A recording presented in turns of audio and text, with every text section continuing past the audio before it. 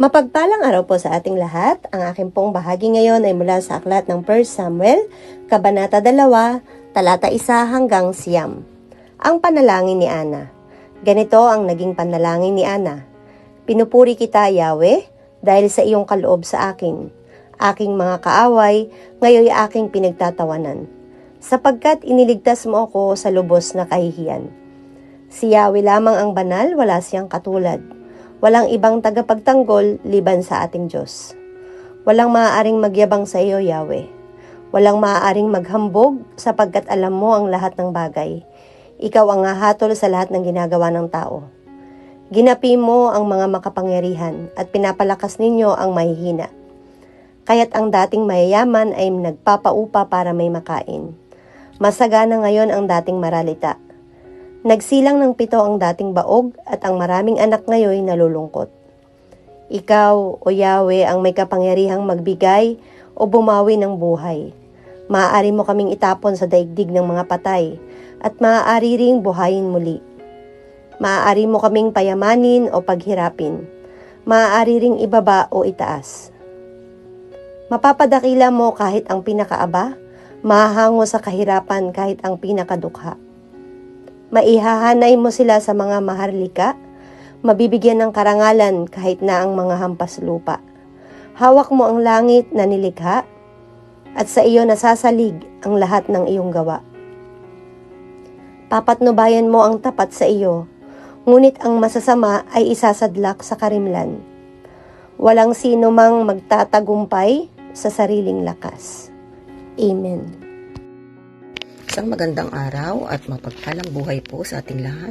Muli niyo po akong samahan sa pagbabahagi ko ng salita ng Diyos. Sinasabi po dito sa aklat ng Samuel, Kabanata 2, versikulo 10 hanggang 18. Lahat ng lumalaban sa inyo ay manginginig sa takot kapag pinadagundong ninyo ang mga kulog. Hahatulan ninyo ang buong daigdig at pagtatanggumpayan ang hinirang ninyong hari. Si Elkana at ang buo niyang sambahayan ay umuwi sa Rama, ngunit iniwan nila si Samuel upang maglingkod kay Yahweh sa pangangasiwa ng saserdoteng si Eli. Ang kasalanan ng mga anak ni Eli. Ang 2 anak ni Eli ay parehong lapastangan at walang takot kay Yahweh. Tuwing may maghahandog, pinapupunta nila ang kanilang mga katulong habang inilalaga ang karne. May dala silang malaking tinidor na may 3 ngipin at itinutusok sa loob ng malaking kaldero o palayok.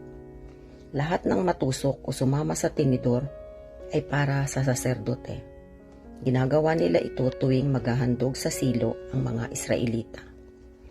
Hindi lamang iyon, bago pa maihandog ang taba ng karne, nilalapitan na nila ang mga maghahandog at sinasabi, hilaw na karne ang ibibigay ninyo sa saserdote.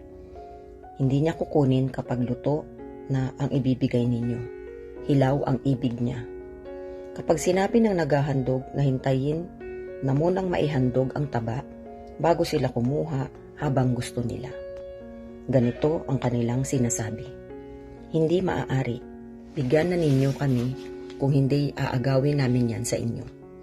Malaking pagkakasala ang ginagawa nilang ito sapagkat ito'y paglapastangan sa handog kay Yahweh. Si Samuel sa silo. Nagpatuloy ng paglilingkod kay Yahweh ang batang si Samuel. Ito po ang mga salita ng Diyos. Salamat po sa Diyos. Amen. Ang aklat ng unang Samuel, Kabanata 2, versikulo 11 hanggang 27, at ang sabi, taon-taon, iginagawa ni Hana ng balabal si Samuel at dinadala niya ito kay Samuel sa tuwing maghahandog sila ng asawa niya ng taunang handog. Doon, binasbasan ni Eli si Elkana at ang kanyang asawa. Sinasabi niya kay Elkana, sana'y bigyan ka ng Panginoon ng mga anak sa babaeng ito, kapalit ng kanyang hiningi at inihandog sa Panginoon. Pagkatapos, umuwi na sila. Dinahabagan ng Panginoon si Hana. Nagkaanak pa siya ng 3 lalaki at 2 babae. habang si Samuel ay patuloy na lumalaking naglilingkod sa Panginoon. Si Eli at ang mga anak niya. Matandang-matanda na si Eli, nabalitaan niya ang lahat ng kasamaang ginagawa ng kanyang mga anak sa mga Israelita. Nalaman na rin niya ang pagsiping ng mga ito sa mga babaeng naglilingkod sa may pintuan ng toldang tipanan.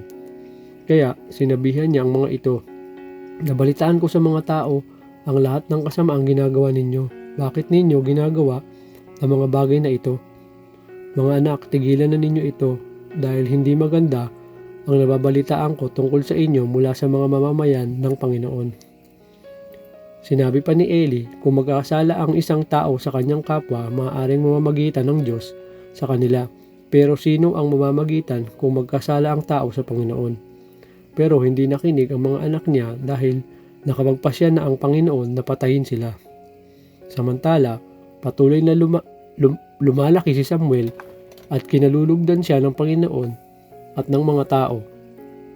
Ang propesiya tungkol sa sambahayan ni Eli. Lumapit ang isang lingkod ng Diyos kay Eli at sinabi sa kanya, "Ito ang sinasabi ng Panginoon. Ipinahayag ko ang aking sarili sa ninuno niyong si Aaron at sa pamilya niya noong alipin pa sila ng Paraon sa Ehipto." Ito ang salita ng Diyos. Amen.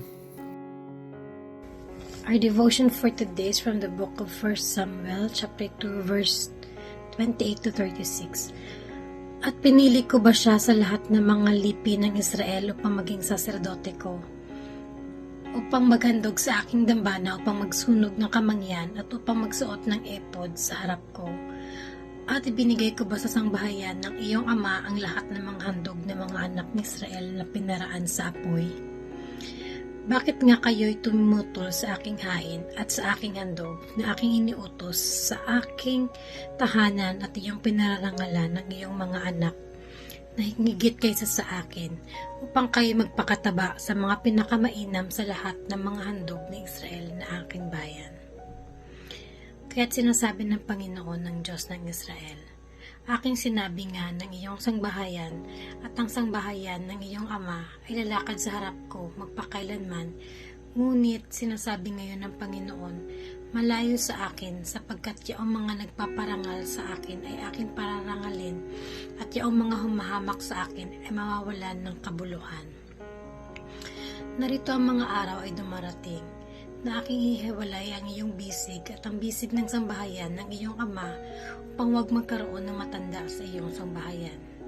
At iyong mamasdan ang kadalamhatian sa aking tahanan sa buong kayamanan na ibibigay ng Diyos sa Israel at mawawala ng matanda sa iyong sambahayan magpakailanman. At ang lalaking iyo na hindi ko hihiwalay sa aking dambana ay magiging upang lunusin ang iyong mga mata at papanglawin ang iyong puso, at ang madlang mararagdag sa iyong sangbahayan ay mamatay sa kanilang kabataan. At ito ang magiging tanda sa iyo na darating sa iyong dalawang anak, kay Ofni at kay Finis, sa isang araw sila'y kapoy mamamatay. At ako'y magbabangon para sa akin ng isang tapat na saserdote, ng isang tapat na gagawa ng iyon sa nasa aking puso at nasa aking pag-iisip, at ipagtatayo ko siya ng panatag ng sambahayan at siya lalakad sa harap ng aking pinahiran ng langis magpakailanman.